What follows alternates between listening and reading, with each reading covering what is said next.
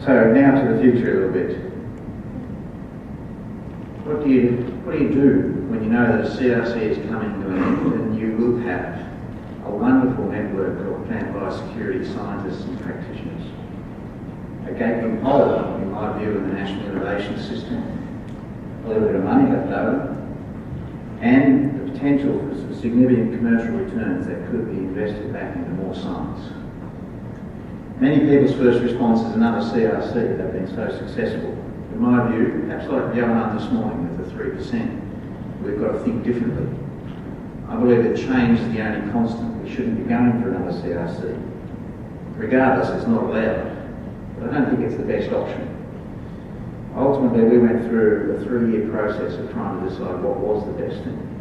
So we proposed at the end of that a truly national biosecurity innovation system, a shared responsibility entity that would build off the 13 years of excellence, that would continue to deliver science that nobody else would deliver, that would cover animal, plants, marine and the environment. But perhaps 3% of the population means that we weren't enough to get across the line. So when you fail to convince industry and governments to invest in your smart biosecurity proposal, you then offer the commercial IP and remaining funds, those assets, to any like entity who can continue to invest those returns into plant biosecurity science. And when you still get no joy, you do the only sensible thing in order to try and continue doing more of the great things that you've seen this week. And that is create a Plant Biosecurity Science Foundation. I've mentioned this all week, so we've now established this Plant Biosecurity Science Foundation to do the best we can to continue.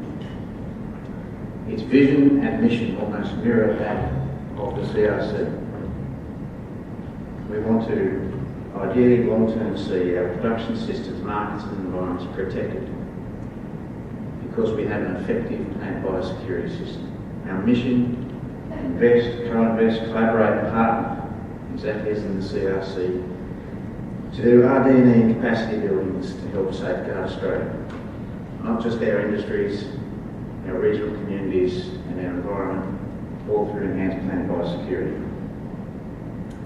So, the Foundation will invest in that research, development, extension, capacity building through projects, research scholarships, internship, masterclasses and fellowships. It's all open to funding. We want to invest using any commercial returns that we should get from our IP. It's not just Darren, by the way, you saw, also Hess Point is merging to Checkpoint. So those returns come back to the Foundation, we can make further investments. We'd like to be able to attract, develop and manage grants, programs and funds which can also advance plant biosecurity science. I mentioned earlier we've attracted an extra 30-odd million into this space. There's an opportunity there if the members of the Foundation want to pursue that. But one of the things out of the CRC is this network, this community. Somehow we'd like to keep this community and those networks going as best we can. So provide a science and knowledge sharing hub for the plant biosecurity scientists. But we also think that we've played an important role in the CRCs about advocacy and awareness about the importance of not just plant biosecurity science, plant biosecurity, but the science that underpins it. So that will also be a role. Right. This is straight out of the Constitution, what we can do. The Constitution, as I said, is basically a mirror of PBCR, PDCRC and PDIP. Plant biosecurity, science and capacity building.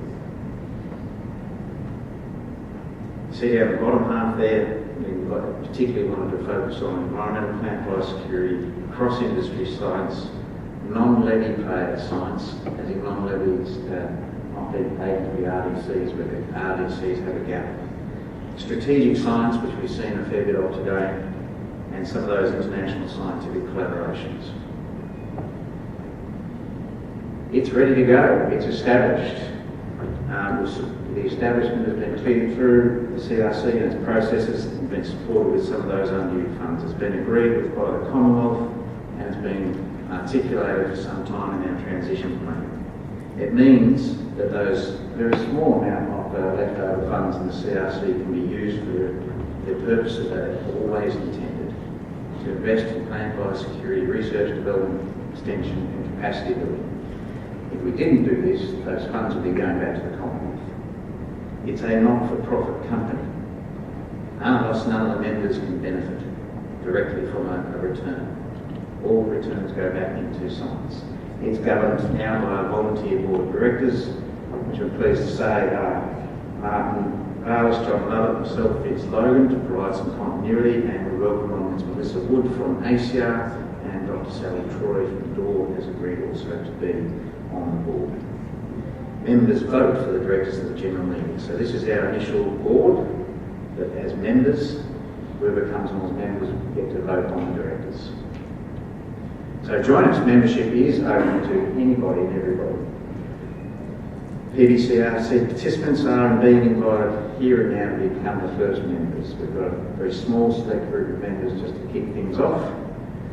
But CRC participants, you can become members free of charge if they move quickly on that.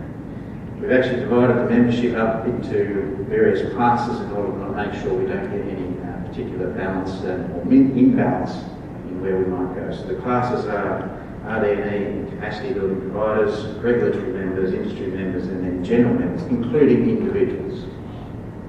So please join us. So where to? What's next? The foundation has been established. We're about to advertise for a CEO because it's got no staff, so we'll advertise for a CEO in the next month or two, and hopefully it's appointed. They are appointed within the next 3 or so months. It should be operational in July, and then we are ready to go to get applications. That funding call will open through our member network and plant biosecurity. So I urge you to be a member, become a member and watch this space. It's got a website there, appbsf.com.au.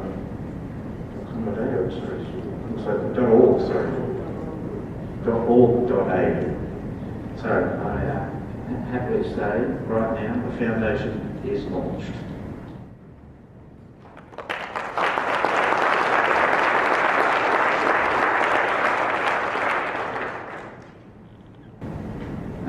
So just before I close this, there's a few things I'd like to say, although John might have certainly given us a good round of thanks, but I think it's worth a few more, and just there'll be a couple of housekeeping.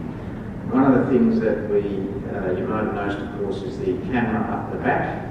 So all the sessions have been recorded, both video and audio, and after some editing, will be available on the CRC website, so you can refer back to all this material. Equally, there's a whole range of videos, YouTube videos, and all the reports will be on the website, and the foundation will maintain that website for years to come. It will be an ongoing resource we all use. So my thanks. I'd like to thank all the CRC members and participant reps, all those people behind the scenes who have worked to make this happen and provide us as management and the boards with guidance. It's been great engagement and collaboration and direction for the most part. I also think we should thank our directors. Yes, we've got the gender balance right in the end, I believe, but the board, as an independent board, has been fantastic for me, and the whole management team, I think, have done a great job in directing us. Both boards, PBCRC and PDIP boards. Particularly want to thank end user panels, our end user advisors, and the end user advocates that are so much part of the CRC. John Lovett mentioned those. I think I can only reiterate his comments about how important they have been in shaping the portfolio, reviewing projects, and help us deliver greater impact than we would otherwise. We should also acknowledge those leaders who have made this happen. Remember Brendan Radoni's talk, I think it was yesterday morning, he had 4 people he wanted to think about, and I think it's absolutely right that we should be thinking about those leaders who push through, those 3% from, as Johan talked about them, who made these things happen. From my point of view, particularly in PBCRC, I think we should recognise John Lovett, Simon McCurdy and Bill Roberts in their role to make sure we got this up and running. The next group I'd like to thank is the Science Committee and Program Leaders. Over the course of the CRC, they have really given us great advice on the type of science and the quality of science. And I mentioned earlier that the breadth and diversity of the science has been a real highlight for me. So they are Greg Clinton, Grant Smith, Shashi Sharma on Program 3 for the first few years, then David Eagling, Ruth Wallace, important to mention Joe Luck, her great contribution as a coordinator and research director and education leader. Kirsty Davis was education leader for a while, and Bill Roberts is the original principal scientist. Second last in this grouping is the management team. I think we have been really blessed with a strong and flexible management team, and John said our staff turnover has been really low.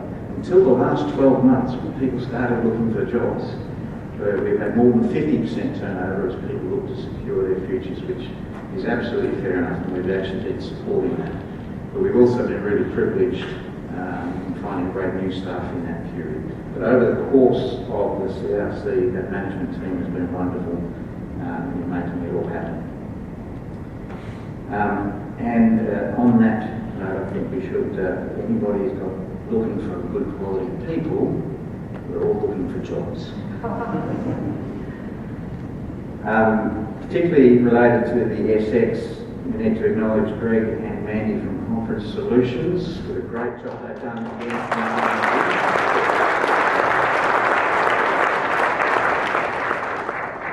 They've been with us for, Greg, how long? How many SXs? 7. 7 SXs. We keep going back to them, and I think they're quite appreciative. They've turned on a great gig.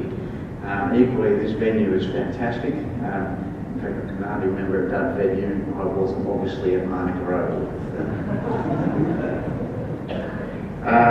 With respect to the conference, I'd also make sure we thank Leanne Raven, who works with Tony. But last and not least in this grouping is Tony Steeper, who has led this. What a conference. Thank you, Tony.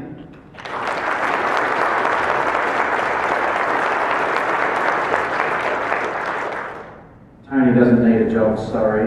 His last day is tomorrow. We wish him all the best, and thank you very much for hanging on and delivering this conference before the party. My last thank you, and there'll probably be more of these tonight, but my last thank you at this time is you, the scientists.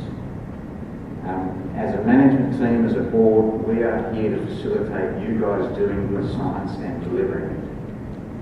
So I thank you for the great work that you've done over the last 6/13 years that has delivered the outcomes that we've seen this week, the impact that we're going to have. That means we've got $57 million a year of return for the next 30 years. Thank you.